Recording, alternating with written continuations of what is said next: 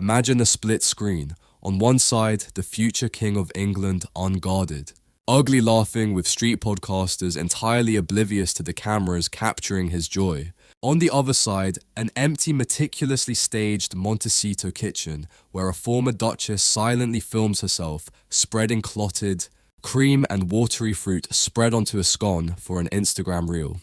In less than 24 hours, what looked like a trivial culinary coincidence became a devastating metaphor for commercial desperation. This is the story of how a single viral moment exposed the brutal, isolated reality of the Sussex brand and the chilling psychological warfare of absolute silence. In this video, we are going to unpack the anatomy of a PR disaster that the internet quickly dubbed Sconegate, but this isn't really about pastry or jam. We will explore exactly what happened during Prince William's triumphant media week, why Meghan Markle's rapid-fire social media response sparked widespread moral outrage, and what this reveals about the collapse of an empire built on the weaponization of victimhood. By the end, you will understand the dark psychological truth behind these subtle social media signals. The staggering contrast between organic power and commercial desperation, and what this unbridgeable family estrangement means for the future of the monarchy. Before we can dissect the desperation of this moment, we must step back and remember the dizzying heights of the empire before the collapse. Cast your mind back to 2020. When Prince Harry and Meghan Markle walked away from the British monarchy, they did not leave as defeated exiles. They left as a global phenomenon. They were the modernizers, the disruptors, the billion-dollar philanthropic titans who were destined to outshine the archaic institution they left behind. Armed with sweeping Netflix deals, a massive Spotify contract, and the unwavering sympathy of the American media, their narrative was bulletproof. They were surviving the toxic confines of the palace, and the world was eager to buy whatever they were selling. Remind yourself of that immense privilege. They possessed a cultural capital that most public figures could only dream of. That golden era is precisely what makes the current reality hit with such staggering, uncomfortable force. The billionaires who once sat down with Oprah Winfrey to dismantle a 1,000-year-old institution are now battling for algorithm traction on Instagram, meticulously arranging flour sprinkles on a scone to sell a jar of jam. It is the ultimate contrast of Schadenfreude. The illusion of global power has been steadily replaced by the grueling, transparent machinery of a brand struggling to justify its own existence. To understand how we arrived at this jarring visual, we have to look at the chronological shift in the royal landscape.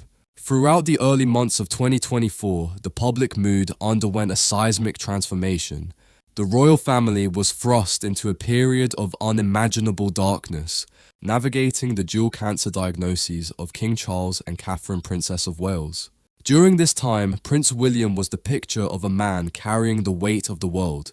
Observers and body language experts noted his somber demeanor, his rigid posture, the protective lowering of his head, and the softening of his voice when speaking of his wife. It was the heavy, suffocating aura of a man operating in pure survival mode. He was quietly battling the psychological echoes of his own childhood trauma, the paralyzing fear of losing a loved one under the glare of the public eye, while trying to maintain the stoic facade required of an heir. Meanwhile, an ocean away, the Sussexes were facing a vastly different, yet equally crushing pressure, a financial and PR reality check. The lucrative Spotify deal had imploded with executives publicly criticizing their work ethic. The Hollywood rebranding efforts felt increasingly hollow, a series of announced projects that rarely materialized. By the spring, the highly anticipated launch of Meghan's lifestyle brand American Riviera Orchard had yielded a trickle of aesthetic influencer packages, but completely lacked the earth-shattering cultural impact they once commanded. The machinery behind the brand was running on fumes. They were no longer the authors of the cultural zeitgeist. They were desperately trying to catch up to it. The PR strategy needed a win. They needed relevance, and they needed it quickly. Then came the final week of May. Prince William stepped back into the public eye, and the energetic shift was undeniable.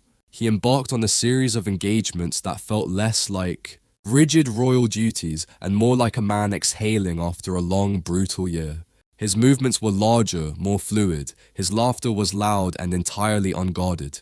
Whether he was fiercely cheering on Aston Villa with his head thrown back, singing Sweet Caroline with a group of friends in a crowded room, or geeking out with football podcasters on the street, William was displaying a magnetic, undeniable authenticity. He didn't look like a stiff, unapproachable monarch in waiting. He looked like a grounded, relatable man who had weathered a terrible storm and emerged with his humanity intact.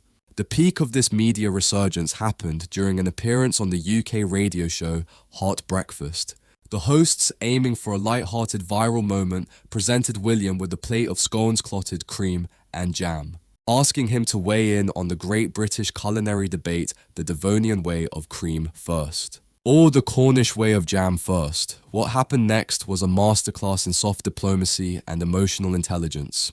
When faced with the physical props, a micro-expression of polite restraint flashed across William's face. He knew better than to turn himself into a messy, gimmicky prop on morning television. Instead, he gracefully deflected the physical task and invoked his late grandmother, Queen Elizabeth II. With a soft smile, he noted that he simply followed her method, the Devonian way. Cream first, jam on top. It was sweet, nostalgic, and deeply authentic. The interview went massively viral, dominating headlines, not just in the UK, but globally. And then the moral contradiction exposed itself. Hours later, before the digital ink on William's viral moment was even dry, Meghan Markle's lifestyle brand released a new video tutorial. The caption read, "Memorial Weekend Plans," but the timing was surgically precise. It was a brightly lit, silent video showing a hand spreading a thick layer of clotted cream onto a scone, followed by a dollop of her brand's fruit spread. The exact method, the exact conversation. This is where the story changes from a simple PR misstep into a devastating psychological expose. Why did this hit so hard? Why did the internet erupt in moral outrage, quickly dubbing the incident Sconegate? Not because she ate a scone, but because of the staggering exploitation of the moment. This is what PR analysts refer to as the "don't forget about me" move. It was a glaring, desperate attempt to siphon oxygen from William's organic viral success. But the darkest psychological truth lies in the cultural appropriation at play. Meghan Markle publicly, fiercely and profitably rejected British culture. She painted the institution and its traditions as fundamentally toxic. Yet, in a moment of commercial desperation, she eagerly reached for the most stereotypically British anchor product imaginable: clotted cream and scones, to peddle her merchandise to an American audience on Memorial Day. Look closely at the details of that video, because in the realm of high-stakes PR, those details matter. In William's viral clips from that week, the frame is packed with humanity. He is surrounded by people utterly unconcerned, with the camera experiencing genuine, messy human emotion when he is singing in the pub. He is notably the only one in his group without a drink in his hand, a subtle, unspoken signal of quiet self-control and awareness amidst the chaos. Yet he never loses his connection to the joy of the room. He is actively engaged in the human experience, completely unbothered by optics. Contrast that vibrant energy with Meghan's kitchen. The room is immaculate, bathed in perfect California light, but it is entirely devastatingly empty. There is no background noise, no casual banter, no human connection. The camera is the only audience that matters. It is a sterile, lonely performance designed to silently scream, "Aren't I cute? Look at what I'm doing." The untouched perfection of the scene highlights a frantic inner dialogue obsessed with aesthetic validation. When you lack organic cultural relevance, when you are entirely isolated from the institutional ecosystem you once dominated, you are forced to manufacture relevance by mimicking the very people you claim to have outgrown. The internet immediately caught the irony. The backlash was swift, with viewers pointing out the staggering narcissism required to try and hijack the future king's sweet tribute to his late grandmother just to sell a jar of jam. But the most devastating aspect of this entire saga wasn't the public mockery. It wasn't the brutal headlines or the endless social media commentary analyzing the watery consistency of her fruit spread. The true brutality came from the palace itself. For years, the Sussex business model has relied on the friction of family warfare. They needed a villain. They needed the palace to react to leak, to fight back. Because that friction generated headlines, and headlines generated revenue. As Meghan's strategically timed scone video flickered across millions of screens, the world waited for the inevitable royal source to express thinly veiled royal irritation. Instead, the response from William and Catherine's camp was something far more terrifying. It was absolute chilling silence. Behind the iron gates of Kensington Palace, a permanent rift had solidified into a devastating new strategy. And what internal sources revealed about how the Prince and Princess of Wales truly view Meghan now changes the reading of everything. According to individuals who work directly under the Prince and Princess of Wales, Meghan Markle is no longer a topic of conversation. She is not a source of anger. She is not a point of strategic planning. She is not on their radar in any capacity. To the future King and Queen of England, she has become entirely irrelevant. This is perhaps the most devastating revelation of the entire Sconegate timeline. The Sussexes built a multi-million-dollar empire on the promise of revealing the toxic inner workings of a palace that supposedly feared them. But you cannot fight a war when the opposing army simply packs up and goes home. What Meghan's frantic, perfectly timed Instagram video met was not a flurry of royal leaks or defensive PR maneuvers. It met a brick wall of profound, impenetrable indifference. To understand why this strategy of absolute silence is so lethal, we have to look at the psychology of the "don't forget about me" maneuver. When a public figure operates with a high level of narcissism, their greatest fear is not being disliked. Their greatest fear is being ignored. They require a constant feedback loop to validate their existence. By launching a product video that mirrored William's viral moment exactly, Meghan was essentially throwing a stone at the palace gates, desperate for anyone to look out the window. But the palace has learned that any response, even a negative one, provides oxygen to the Sussex machine. By refusing to acknowledge her existence, William and Catherine are starving the Montecito brand of the one currency it desperately needs to survive, which is royal proximity. This permanent rift did not happen overnight. It is the culmination of a brutal, exhausting 6-year period that pushed the royal family to the absolute brink. When you look at William's unguarded joy in those recent videos, you are not just seeing a man enjoying a football game. You are looking at the psychology of a survivor. In the span of just over half a decade, William endured the bitter departure of his only brother, the weaponization of his family's private pain on global television with Oprah Winfrey, a hostile Netflix docuseries, the deeply invasive betrayal of Harry's memoir, the death of his grandfather, the monumental loss of Queen Elizabeth II, and the terrifying back-to-back cancer diagnoses of his father and his wife. The amount of trauma and relentless public scrutiny compacted into those years is staggering. For a long time, the public saw the physical toll of that trauma. William's posture was rigid, his face drawn, his energy heavily guarded. But what happened in the spring of 2024 was a psychological breakthrough. Watching Catherine face her mortality and watching her slowly return to health and public duty seems to have fundamentally rewired William's perspective on what actually matters. When you have stared into the abyss of losing your entire world, the petty, algorithm-chasing antics of a disgruntled sister-in-law thousands of miles away simply cease to register. The worst has already happened and his family survived it. That realization has given him a profound sense of liberation.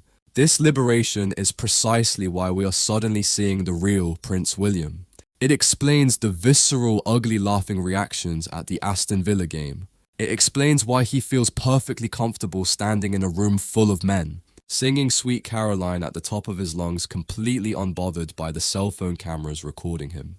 He is engaging in a form of organic group therapy. He is seeking out normal, grounded people who treat him not as a fragile institution, but as a human being. The men he interacts with in these viral clips are not sycophants or Hollywood handlers. They are genuine friends, podcasters, and football fans. William's authenticity in these moments cannot be manufactured by a PR team, because it is born from the quiet confidence of a man who no longer feels the need to perform. Now contrast that hard-won, battle-tested authenticity with the visual reality of Meghan's fruit spread launch. The public interpretation of that video was swift and merciless because it felt so incredibly hollow. There is a deep, psychological tragedy in watching a woman who once commanded the attention of billions now orchestrating silent, lonely videos in a pristine kitchen trying to hijack the cultural momentum of a family she claims traumatized her. It exposes a terrifying lack of original vision. If the Sussexes truly found freedom in America, if they truly transcended the archaic institution they left behind, they would not need to time their Instagram posts to perfectly coincide with Prince William eating a scone. This subtle shift in social media dynamics carries a devastating deeper meaning for the Sussex brand. It proves that they are culturally bankrupt. They are locked in a permanent feedback loop, forced to obsessively monitor the movements of the British monarchy in order to generate their own content. They left the UK on purpose in a highly publicised, deeply acrimonious split, yet Meghan's commercial ventures are overwhelmingly anchored in British culture. From the aristocratic-sounding name of her brand to the royal titles she insists on using, to the blatant cultural appropriation of selling clotted cream and scones, it is a glaring contradiction. She is trying to monetize the very culture she publicly rejected simply because she has nothing else left to sell. This is exactly why this story resonates so deeply with millions of viewers around the world. We are not just watching a feud between distant billionaires. We are watching a universally recognizable dynamic of toxic family, estrangement. Almost everyone knows someone who operates exactly like this. The family member who creates endless chaos burns every bridge, loudly declares they are better off without you, yet continues to hover on the periphery, desperately demanding attention and trying to upstage your quietest victories. The public recognizes the "don't forget about me" syndrome because they have lived it in their own lives. And they also recognize the immense quiet power of William and Catherine's response. Walking away from a toxic dynamic is incredibly difficult. Refusing to defend yourself when you are being publicly attacked goes against every human instinct. But the Prince and Princess of Wales have demonstrated that the ultimate victory over a narcissistic dynamic is not a louder argument. It is the total withdrawal of your energy. By building a fortress of silence, they have protected their peace and inadvertently exposed the sheer emptiness of the attacks against them. William does not need to say a single negative word about his sister-in-law because her own actions, her own forced empty videos, and her own transparent commercial desperation are doing all the talking for him. Looking forward, the trajectory of these two camps could not be more sharply divided. Prince William is stepping into his destiny not with the stiff, unyielding posture of the past, but with a fluid, emotionally intelligent, and deeply human presence. He has endured the fire, and he has come out the other side as a man who knows exactly who he is, who he loves, and what he is willing to protect. He is a king in waiting, backed by a wife who has become the quiet, unbreakable anchor of the monarchy. On the other side of the ocean, the Sussexes are left to navigate the gilded cage of their own making. Without the friction of the palace to sustain them, they are forced to compete in the exhausting, endless churn of the influencer economy, forever chasing the algorithm, forever trying to remind the world that they are still here. The tragedy of Scone is not that it was a failed product launch. The tragedy is that it revealed exactly how small their world has become. What looked like a public moment of defiance was actually a devastating broadcast of their own irrelevance. Thank you for watching this deep dive into the psychology of modern royal PR. If you found this forensic analysis insightful, please leave your thoughts in the comments below. Hit the like button and make sure you are subscribed so you never miss our next breakdown.